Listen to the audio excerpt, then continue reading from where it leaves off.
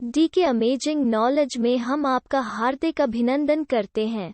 आज हम आपको अकबर और बीरबल की मजेदार कहानी सुनाने जा रहे हैं।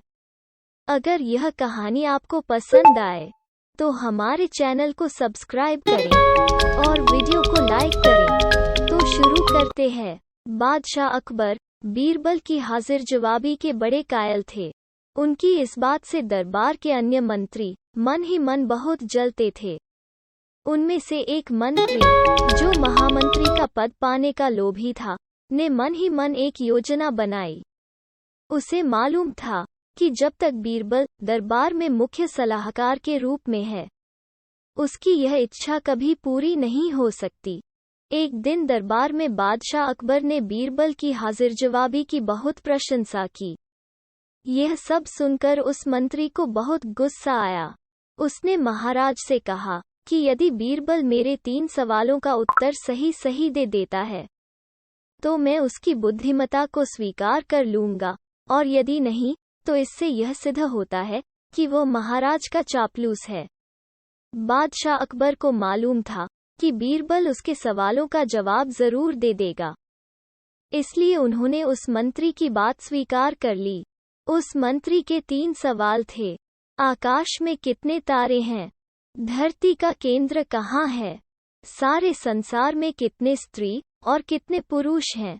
बादशाह अकबर ने फौरन बीरबल से इन सवालों के जवाब देने के लिए कहा और शर्त रखी कि यदि वो इनका उत्तर नहीं जानता है तो मुख्य सलाहकार का पद छोड़ने के लिए तैयार रहे।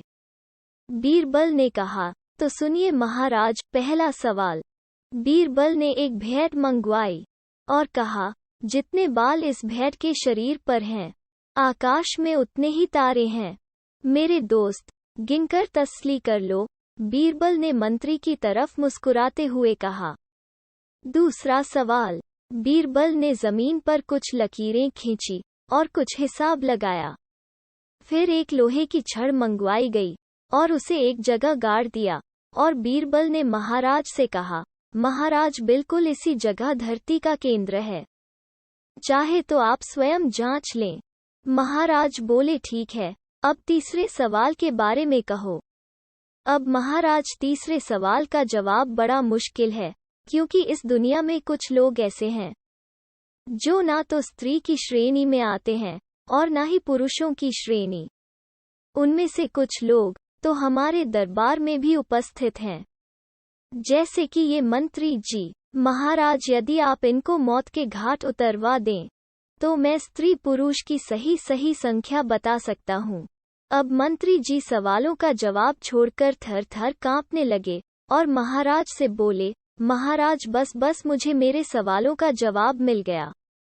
मैं बीरबल की बुद्धिमानी को मान गया हूँ।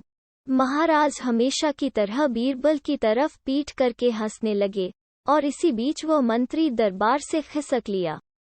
ऐसी और कहानियों के लिए हमारे चैनल पर बने रहे और वीडियो को पूरा देखने के लिए धन्यवाद।